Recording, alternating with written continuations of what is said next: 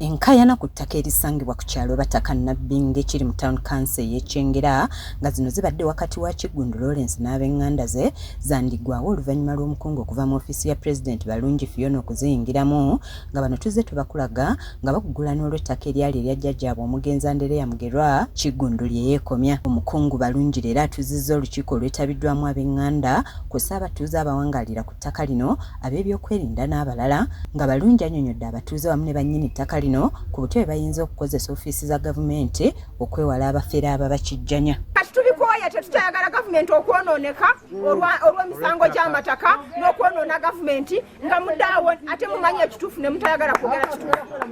Naffe ffennyini abali mu gavumenti abakola tumanyi ebituufu we end up nga tukwata amazima tugakyusa bwe tuti. Wabula abategeezezza nti ye takola ku nsonga za ttaka ng'avunaanyizibwa ku nsonga ezitali zimu mu ofiisi ya President era ng'abadde tasobola kutuula butuuzi ng'ahulira abantu bakubagana olw'ettaka. Nagambye si kuhandolinga ttaka, waliwo minisita w'ebyettaka, waliwo State House landscape handling ettaka. Guno si gwe mulundi ogusoose Balungi okuyingira mu nsonga z'ettaka lino nga lwe yasooka kyaddirira abooluganda abamu okutwala omulambo okuguziika wabula Kiggundu n'agubagobya nga yasitukiramu n'ajja era n'alagira omulambo guziikibwe. Simala gajja kintu kino sinaakakiyingiramu oba musobola okikwata. Guno gwali mwezi gwa kumeka 2nd of May. Mumanyi okusoma. This is 2nd of May. This is 26th of April.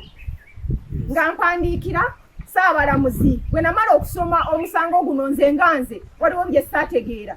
Nemuwandiikira nempandikira family division nga njagala kutegeera tujjewo akavuyo nga mutandise okuttingana. Yennyamidde olw'abantu abakozesa obubi ofiisi y'omukulembeze w'eggwanga bagamba nti be bamuviirako okumuvumaganya kw'ossa n'abo abeerimbika mu gavumenti ng'ategeeza nti ekimututte ensangi kutereeza linnya lya mukulembeze wa ggwanga kuba ensonga z'ettaka lino taziriimu nga ne bw'aba azimanyi tasobola kwetaba mu mivuyo nga gino. Sobola kulaba abantu nga bali mu kuttingana n'ensirika kye natumibwa okukola.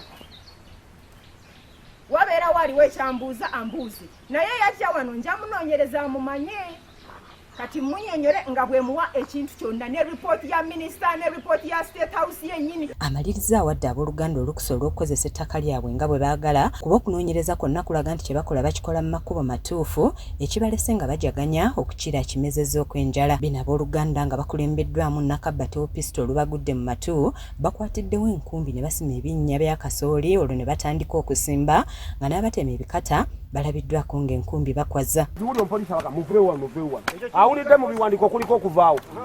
Enkayana zino tuzze tuzikulaga nga n'emabegako waliwo omutuuze yakubwa emiggo bakanyama abaalumba abooluganda abaali bagenze okusenda ettaka lyabwe era n'afa ng'atwalibwa mu ddwaliro nga n'owooluganda omu yasigala anyiga biwundu ekyaviirako abakulu bano okuyingira mu nsonga zino balabe nga ziggwa. Simon Rubwama yakusakidde eggulire lino ku lwa KSTV agaaleero.